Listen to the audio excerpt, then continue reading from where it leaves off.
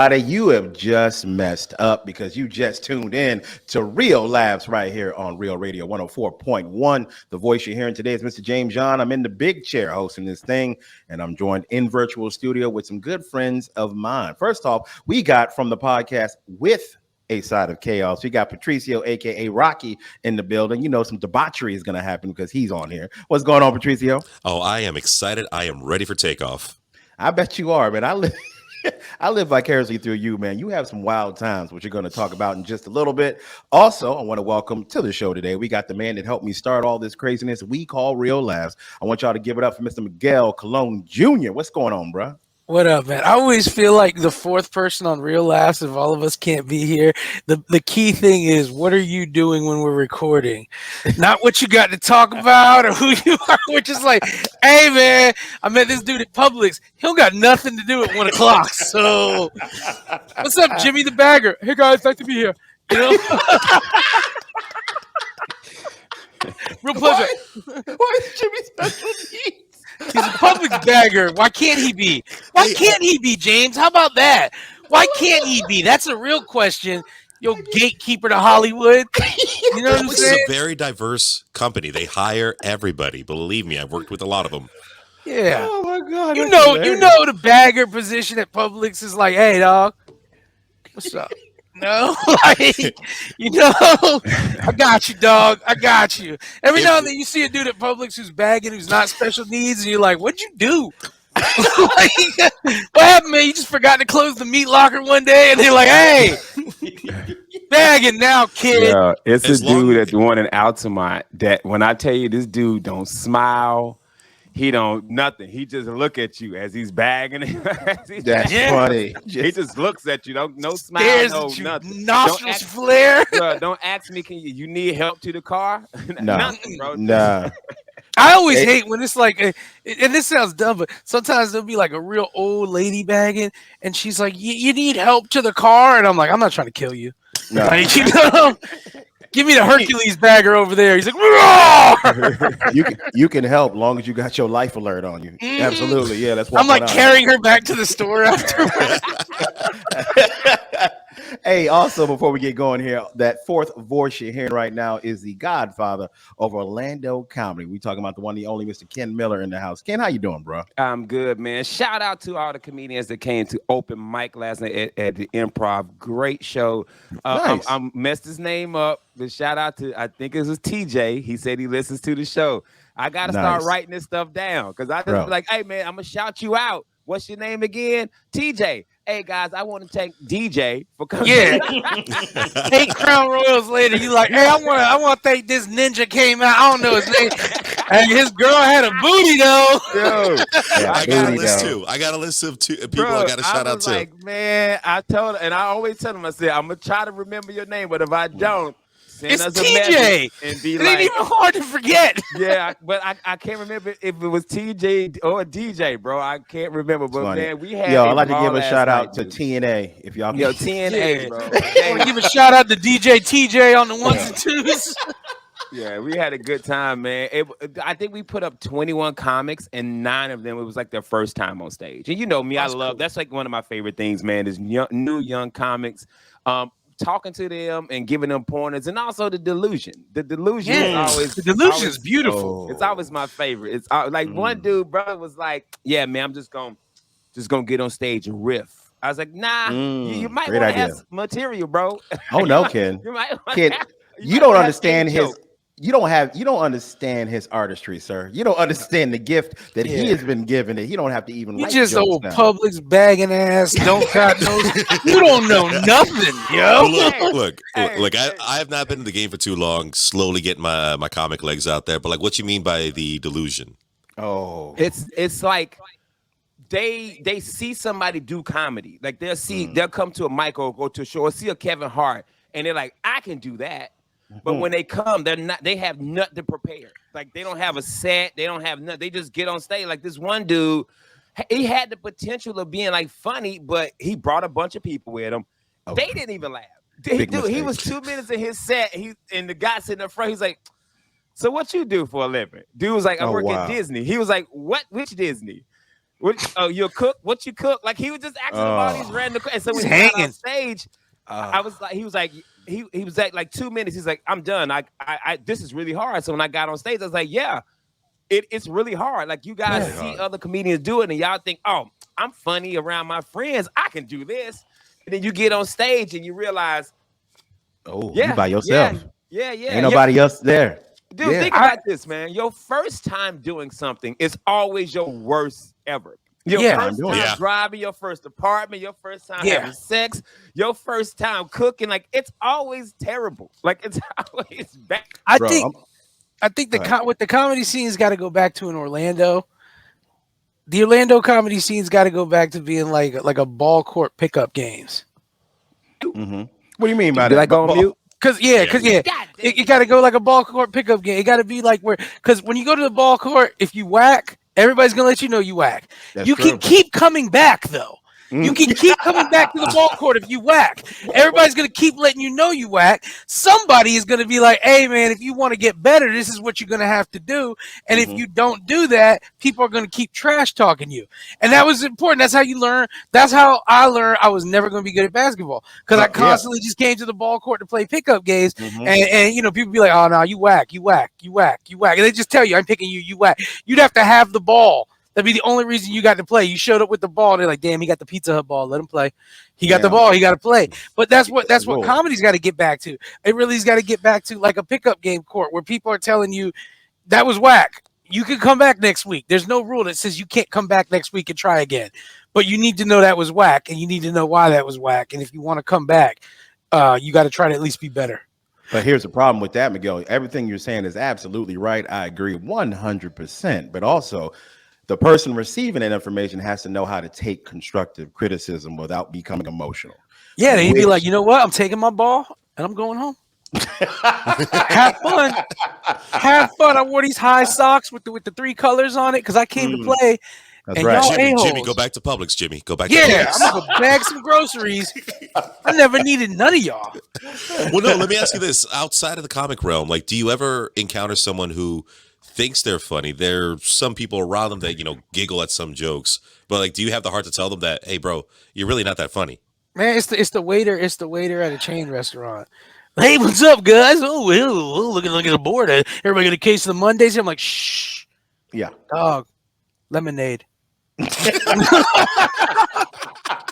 Shh, homie. You a grown man. You already you suspect, man. Coming over here, hey, what's up, fellas? I can't. And I was in the service industry for like 15 years, man, and I never ever like my whole thing was I'd like to greet a table like let me see if you're cool. I'd be like, what's up, guys?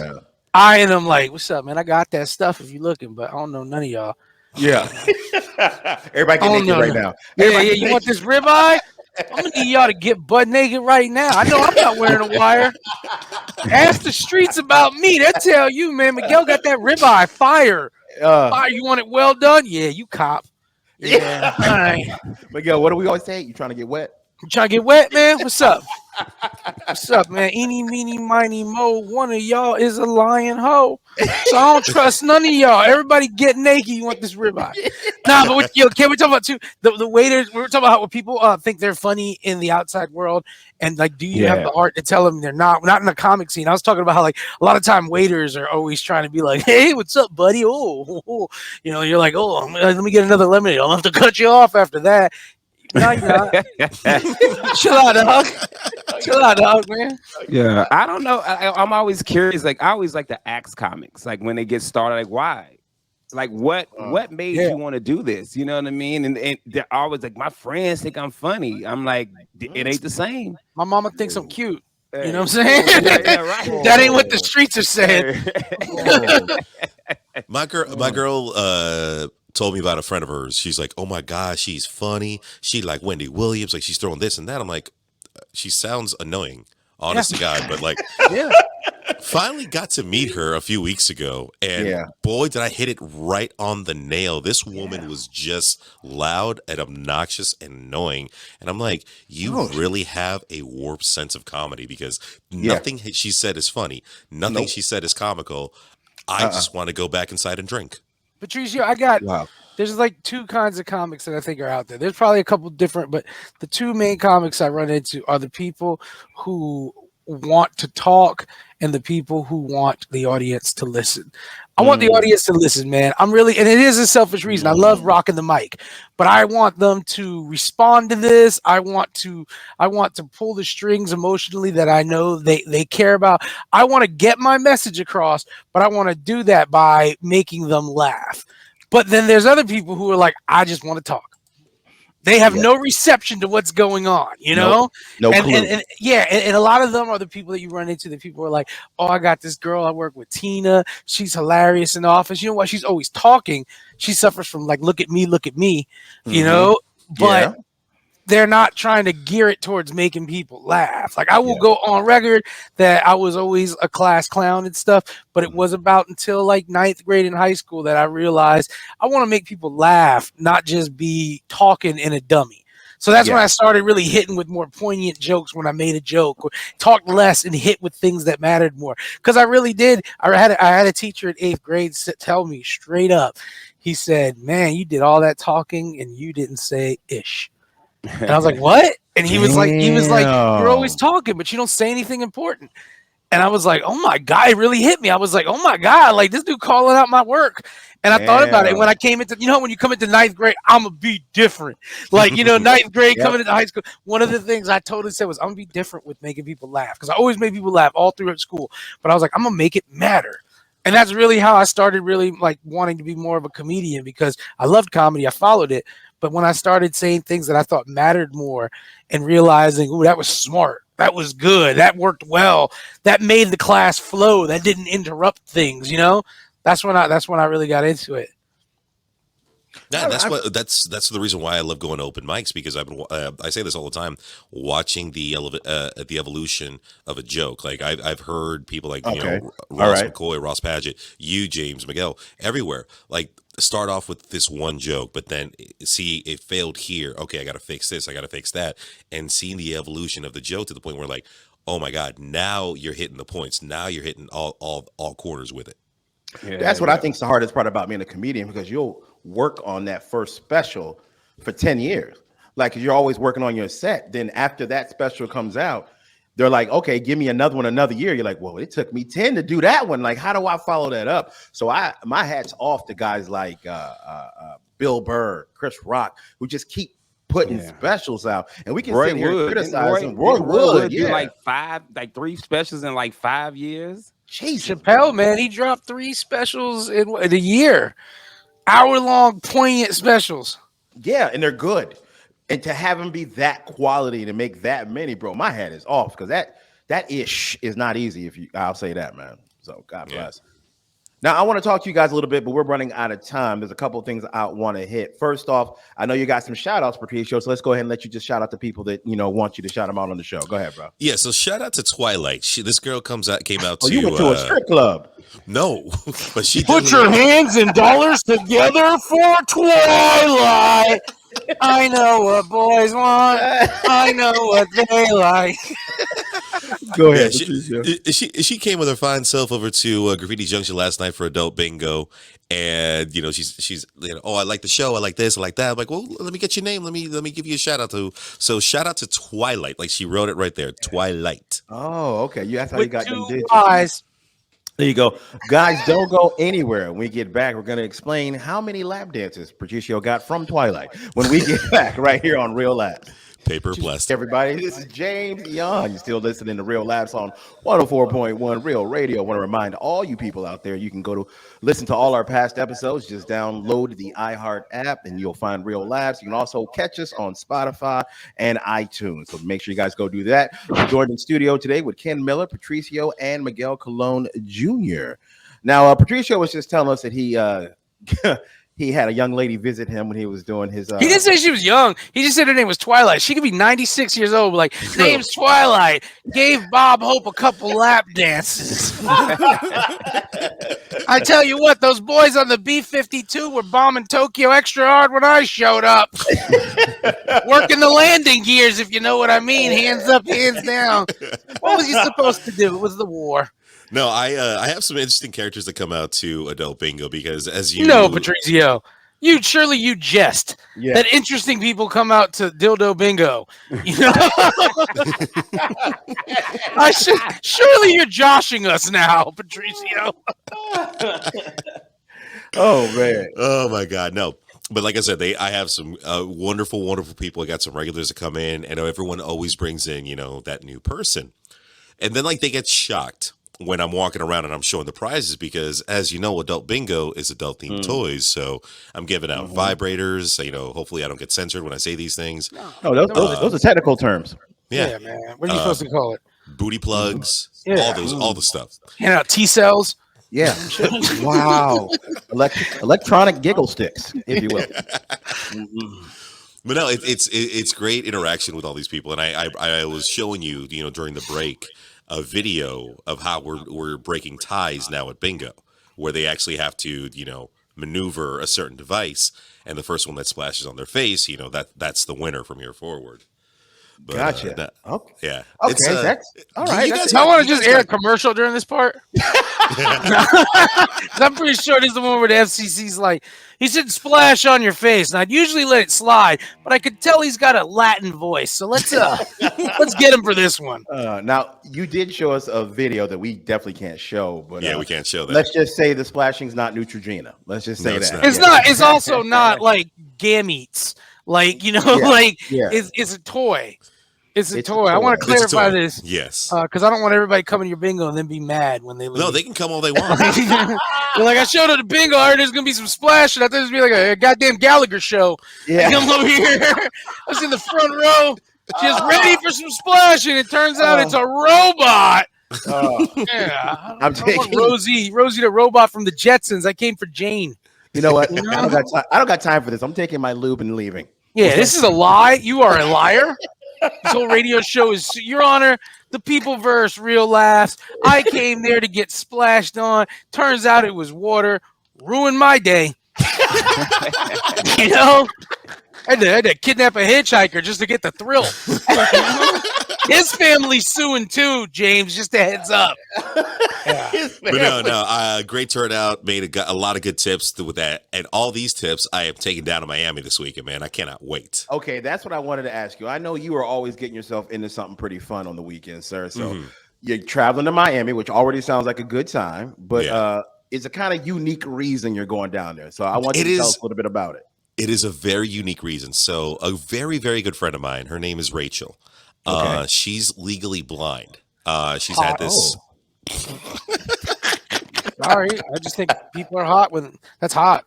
You guys are the weird ones. So she's legally blind. She's been losing her eyesight for the past 10 years, and she only sees certain lights, certain environments, things like that. Yes.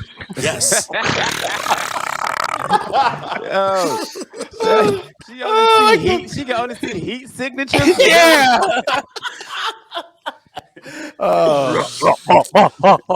So That's funny. I'm diabetic. I'm hot all the time. She be like, "Ooh, he's red." she recently got engaged. So shout out to her and her fiance Michael. She got 1 carat ring or just a piece of plastic wrapped around a tin. She's showing a ring to everybody. Look at my ring. They're like, "Hey, baby, that's a bolt." It's so heavy. That's a washer, love. But no. It's a beautiful ring. Shout out to Michael and them. But no, here's the fun part. So a few months ago, she went down to Miami with a mutual friend of ours to go out to clubs, go out, do the rave scene and all that stuff. Her fiance is really not much into that scene. So she goes with her friend and they don't have a good time because their energy and their vibe was not on the same level. So The dog was freaking out because of the music. Oh my God. The serpent. I want to go home. That's wrong. I gotta talk about service animals, but that's a different segment. That's a different show. Anyways, she comes up to me and is like, "Hey, Patricio, I would love to go back down to Miami. I had a bad time last time. I feel you and I will have a great time." I'm like, all right, well, let's set it up. She's like, well, I'll get the hotel for us. Michael's going to come. He's going to drive us down there, kind of be our babysitter. Because, I'm not going to go into it, but we're going to partake into some certain party favors because we're going down to Miami. We're going down to the 24-hour club. Oh, okay. Yeah, Oh. so... Like, these mushrooms are giving me visuals. No, they're not.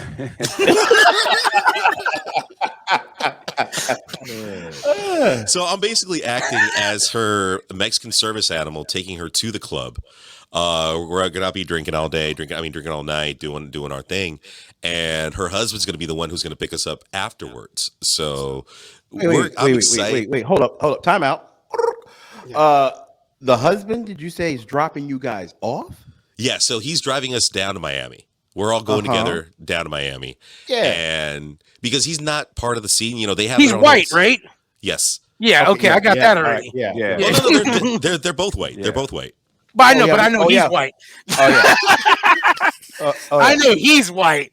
You have a great time, hon. Have a great time going up Patricio, do some drugs, and go party. Can I check out this dolphin exhibit. Yeah. Can I get you guys like some Chick-fil-A, some liquor? He's gonna be sitting there with 3 Taiwanese hookers, like, man, she out with this dude right now. I don't even care. What's up, girl? Hey, I'm gonna tell you what, man. This is the. Hey, I gotta thank the old Bordello over here, man.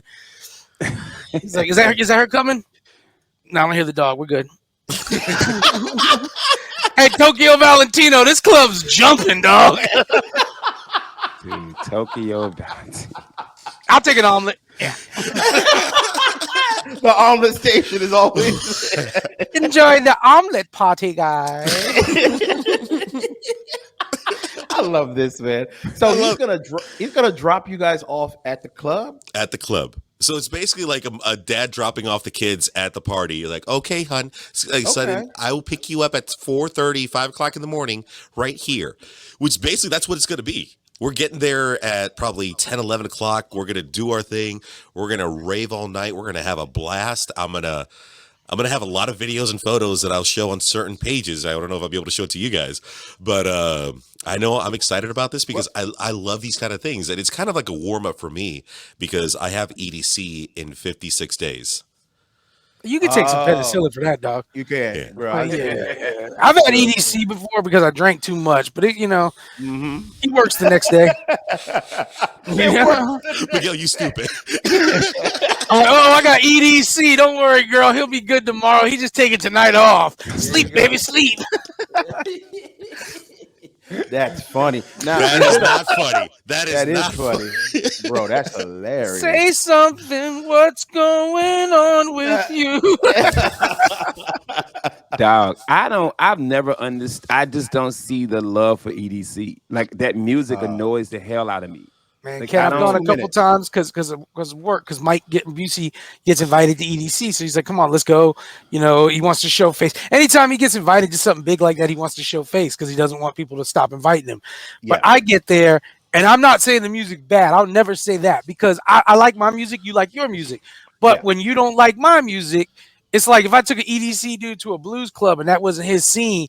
At least he could sit down and drink the whole time. Yeah, but when I'm at an EDC concert and it's just like all these angels and dudes with glitter bumping into me and they're having the time of their life, I'm the wrong one for being there because they're having the time of their life. I'm messing it up by not having the time of life. My bad for being my bad, guys. Gotcha. I just and like you said, your music is your music, but I just don't get it, man. Now, let me ask you this, Ken. Have you actually ever listened to like certain levels of EDM music? What? Yeah, not only if I'm at a club and they just start one of them clubs. Like if you go to the other bar now, like that, like downtown, like it'll be a club that's just playing that music, and it's just to me the same rhythm. Like it's just, and I'm just like, and people, and then I'm like, how do you even dance to this? Like, what is? You fist pump. That's the thing. You let the music take control. You let it just. Don't you dare quote breakbeats. Because let the music take control. Yeah. I'm in that, yo. I'm in that. You put some Lisa on, and I'm like, okay. But when it's like, dude, I mean, even like when I think of break beats and all that stuff, and then when I think of like EDC, I got a lot of homeboys who DJ, and I get what they put into it, because it is an emotional rocking of the crowd. They build. It is. But bro, when they try to like, and it's just because it's not my music, but when they try to be like, yo, check this out, listen to this one. They're like, I got this Wu-Tang track now, and I'm like, okay, so you did nothing to it because it was perfect, right? Yeah. They're like, no, I looped it over with this beat, and I'm like, let me tell you something. When Raekwon was dropping his verses, it was perfect. You didn't need to add. You didn't need to add two Autobots getting in an argument with a Decepticon. You know, that wasn't necessary. Autobots transform. Let the music play. But you put some break beats on. I'm dancing like a girl in roller skates in the 80s. I'm like, what? Hey, man, you just made me think of something. I was driving to the Improv the other day because you were talking about how the song is perfect. Yeah. They reminisce over you. Oh my God. Troy. I was listening to it, going to the Improv. And even the guy that was DJing Toure, who is I got Sirius XM, and he was like, "Yo, this song is just perfect." And when he said that, I was listening. I said, "Damn, it is a perfect ass song." They reminisce. Lyrics, Trouble T. Roy. Yeah. Oh, it's perfect, bro. Perfect. It is, man. And when you hear that song, if you're a hip hop fan, you stop. Whatever you're doing, you stop, you close your eyes for a second. You're like, oh, yeah. Like, but I'm telling you, it's missing Soundwave yelling at Starscream. That's what it's missing. No. There are amazing EDM remixes of classic songs, and believe me, it shows you a different level of that song. Like, Skrillex has done so many remixes to Drake, to oh my God, why can't I think of a freaking rapper right now? Oh my God. Because the gods are stopping you from talking blasphemy. Pretty much. Pretty much. Yeah. Not work. You don't even know. Pac is coming down right now like, what did they do to my song? No, look, Tiesto, James Hype, James Stewart, all these incredible DJs will sample the hot tracks that are out there right now and give you a sampling and a beat that, like, holy crap, I didn't know this song could do that. My song Pepas has been remixed by God knows how many DJs, and every single one that I hear is a different experience. Really? I want my DJ to be like, you know, it's 1987. He's outside his club in Harlem, and he's like, new stuff.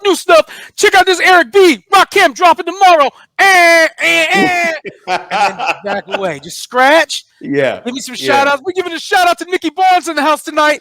Nikki Barnes. You know, and that's it. Yo, music play. You know. Give it up the Supreme team in the house. Preem in the house. Megatron in the building tonight. What up, Dinobots? At the end of this day, I will drop the beat. Autobots roll out. roll. Guys, don't go love anywhere. This song. Oh my God. We'll be right back on Real Radio 104.1 Real Lab. Come back, everybody. You are still listening to Real Labs on Real Radio 104.1. I'm in the studio. My name is Mr. James John, and I'm joined by Mr. Ken Miller, Patricio from With a Side of Chaos, and also Miguel Colon Jr. Now, we were just talking some hilarity. Y'all crack me the hell up. We're just talking about EDM music, and Patricio was trying to convince us old heads that we should give it a chance, man. That I'm pretty sure the cartel came up with EDM music. They're like, how do we sell more cocaine? I got an idea. Listen to this pull string on this Dinobot. Now add some scratching to it. I accidentally dumped my Teddy Ruxpin in water. He started talking like the devil, but then I scratched over it and dropped a bass beat. Let the beat drop. That sounds like Hardwell. Yeah. I've heard EDM where they've mixed up like break beats and dance beats from the 80s. And that's when I'm like, hold on. Are you telling me that Debbie Deb needed something extra to make you rock? This was the height of cocaine. This is when you came into the club and the bouncer gave you a bump before you came in to make sure you weren't a cop. What's up, man? Welcome to Lyft, man. Come here. Do one. There you go. Get on that dance floor. You know what? Dance floor. Everybody get butt naked. Everybody get butt naked. The DJ's like, everybody get butt naked. The police are in the house. Ow! And the cops are just shooting rounds in the air. What up, Vice I thought you would just Squad? start scratching the police at that point. Yeah. The cops are walking out carrying the cash they ripped off. They don't even put it in bags. So they're just like, it's so much. Let me drop it in my Corvette. I'm a sergeant and been on the force for 6 years. I make $26,000 a year. I drive a Corvette. I date 6 Puerto Rican girls. You know? I gotta love this town of Baltimore. You know? What's the name of the club? It's called Who Wants to Get Wet. There you go. Yeah. Oh, I didn't even. I glossed over that when you first said it, Ken, during the first segment. So you hosted open mic. Yeah, I host. Yeah, when Carmen's out of town, either I host or Albany will host. But it's so much fun, man. All right, well, okay. I know you. Shout out to Devin. Devin showed up. Devin came out last night to work on his 5 and talk. You know, Devin about to film his new special, and I'm opening for him for his new special.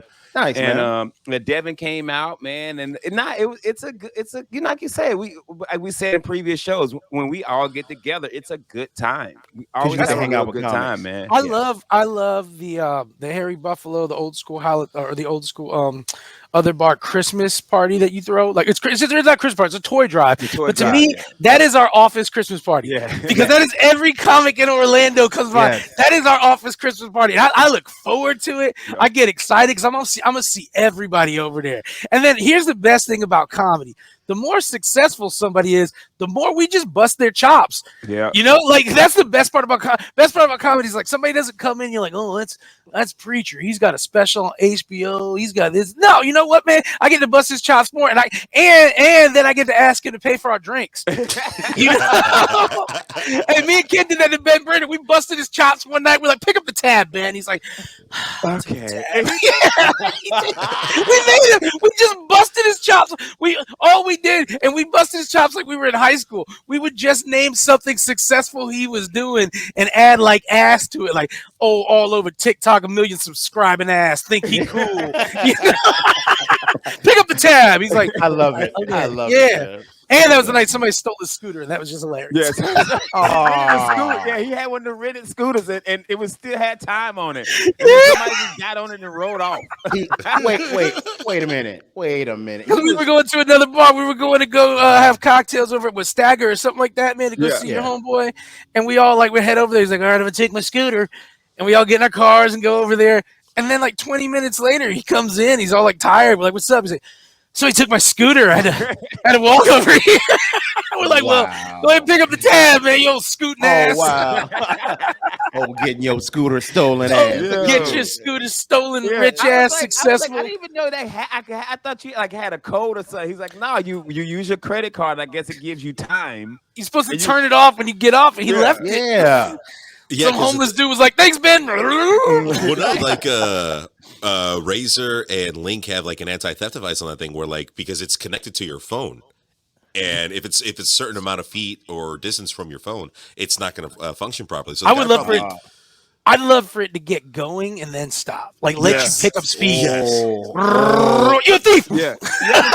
You ever seen those videos where the people steal the bike and there's a cord on the bike and they the street and it flips them? Yeah. That's the best. Oh, no. Yeah. The best is when people are porch pirates and they go to steal a package and it blows up. Yeah. That is hilarious. You know, he does that every year. It's a guy every year he makes it worse. Like he puts glitter. Yes.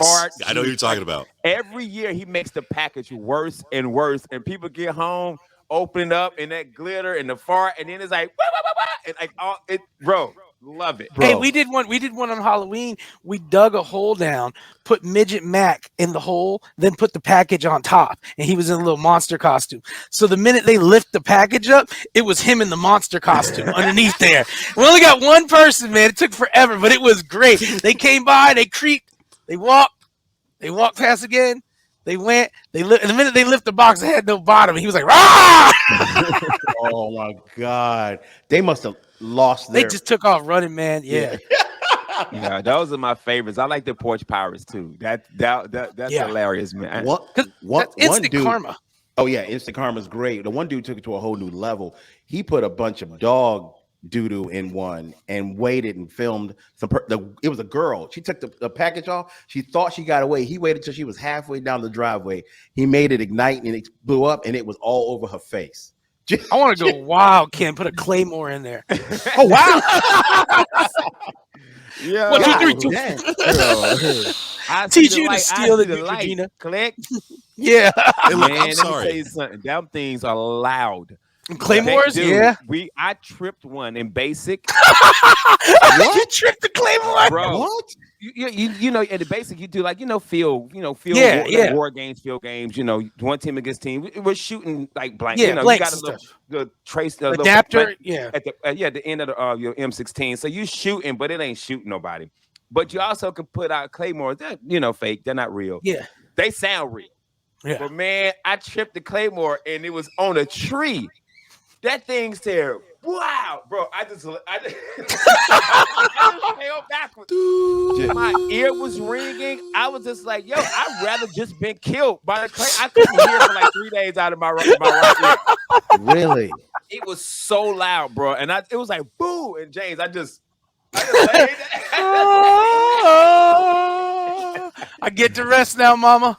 I get to rest. For real, there's no way they do that anymore. Dude, Yeah, you can't. That's have to 80s, be. 90s. All them lawsuits they got with the military for earplugs and all that. And I had earplugs in. It's just that loud. What? Earplugs in. It was so, bro. And it was probably close to you, too. huh? 'Cause it was on Earplugs a don't tree. do nothing. I'm sorry. Earplugs don't do nothing. Couldn't have been but like 5-6 feet from me. Yeah. And when I tell you I tripped it and it was like, boom. In the arms of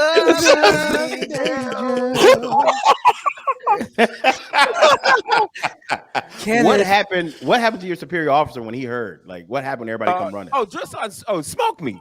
Yeah, smoked you me for tripping, for killing the whole squad. I killed my whole squad, bro. He said, "Who tripped it? Who tripped it? Miller? Y'all owe me $5." Yeah, and I was the squad leader. Like this is young, motivated Ken. Yeah. This is new to military motivated. I'm gonna be a sergeant major one day. Then 4 years in, I'm like, man, I got to get the hell up out of here. He's like, Miller, you just go ahead and lay down and relax. Everybody else going PT. You dead, so you don't have to PT. Bro, young military Ken was, gung ho. Then I got like 4 or 5 years in. I was like, man, why did I really You ready to go? I listened too. I was like, man, I gotta go. Because you ain't want to go home. That's why you did that. That's crazy, man. Yeah, man. Good times, bro. Good times. That was awesome, man. I want to ask y'all something real quick, man. This is just about life as far as men go growing up. There used to be certain rules. Now, am I crazy?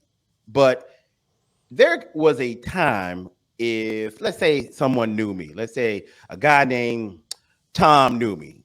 And another guy approached Tom and said, "Hey, man, I want to get in touch with that guy, James, I don't know him, but I want to get in touch with him."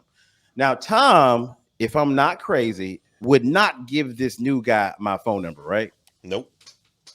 Okay, that's basic man rules. Like, That's you don't basic get rules, period. Like, Yeah. before anybody, I'm like, let me ask them if I can give you their number. Thank you. There you I go. just did that with a woman who I knew the woman Mhm. that she was reaching out for. She just didn't have the number, and I knew they knew each other, and but I was just like, I don't know why she doesn't have her number. And so I was like, yeah, let me just reach out to her and get her. And sure enough, the wild thing is the woman I reached out to said, yeah, give her my email. So see, she didn't even say, give her my number, because you don't know. Gotcha. The reason I'm asking because I had a situation come up where a guy I know, not a bad guy, I like this guy, gave my number out and could not understand why I was upset. Like, Is he bro, real young dude though? No, that's Okay. the thing. He's not. And I was 'Cause like, bro. I ahead. learned this from the younger people, man, and this made sense. They expect everybody to text you. So it's not an intrusion to them when they give somebody the number because they're thinking it's like an email. It's a text. You could choose how you respond to a text and phone call. But so it wasn't a young dude? Yeah, so straighten him out, man. It's a guy that's actually older than me, and I'm 46. But he didn't understand. He was like, bro, I don't understand why you're upset. I'm like, bro, because my number, like how we came up, that's my privacy. That's my personal. I don't even have your number, James. Well, that's by design. But anyway, what I was saying. Patricio, I'm gonna make you erase some numbers from your phone that are other people I know that I just like, and I don't want you to have theirs. Yeah, don't have that number. You can take them to a GoBot dance club with their CNI dog. Leader one with leader one. Poor dog. That dog's gonna lick some Molly off the floor, and then he's just gonna be like, yeah. Now, if they know, like for instance, if Jersey hit me up and asked for James' number, I'm gonna give it because we know each other like that. Like you know that. What I'm saying? But if I don't know you like that, then no. And here's where I might also, and this is weird, but this is definitely work specific. If it's a good booker I've worked with, I might be like, yo, if it's a business thing that I'm going to vouch for anyway. Not like somebody, he books this bar, I don't know him, but like, hey, I did this room and this dude asked me for some comics that I could recommend, so I gave him you guys' number. But I'm also willing to vouch for if later on you're like, yo, this guy turned out to be a turd. That's on me then, because I thought this dude was real. So business-wise, from time to time, somebody be like, hey, you know, I'm looking for a person. And I'm like, that fits Patricio perfectly. You know, I thought this person was legit, so I'm vouching. But that's a rarity too, because most of the time I'll try to reach out to you guys. Yeah. You want that blessing before you cause any before you make that connection. Plus, I like the OG gatekeep. I like to be like, you want James Young's number? You're gonna have to send 100 up. Send 100 up to my mom, and then you're gonna get that number, yo. All right. Hey man, great show as always. We got about a minute 15 left. Really quick, want to go around the room, see where you guys are gonna be this weekend performing. Ken, where are you gonna be, man? No comedy this weekend. I am going home, North Carolina. North Carolina, if you will. And where you going to be this weekend, Miguel? I'm going to be at Bloodhound Brewery this Saturday. Me, Jeff Kaufman, and Morgan Gallo. That's going to be this Saturday. Nice. Yeah, 8:30 p.m. It's going to be a good show. And as always, Patricio, please remind them where they can catch all your podcasts. Child snatcher. With a side of chaos.com. Check me out at Club Space this weekend. I'll be feeding the dog in the quarter. 1, 2, 3, just coming for you. 3, 4, lock your door. So wrong. Mama, I said Patricio's name 3 times in the mirror. Why did you do that, baby? Why did you do that? Oh, baby. If you need help because baby mama ain't letting you see your kids or you're behind on child support, give us a call. 407-900-7451. The law office of Aaron Morse. I swear to God, Miguel. I swear. You think they're gonna pay you if they don't pay their baby? Man, you better get that cash up front. They're like, Daddy hired a lawyer, but he didn't buy me medicine. Guys, as always, thank you guys for tuning in. Be sure to follow us on Instagram, Real Laughs right Daddy here. We'll see you guys tomorrow. On behalf of myself, Ken Miller, Patricio, and Miguel Colon Jr., we out. You paid for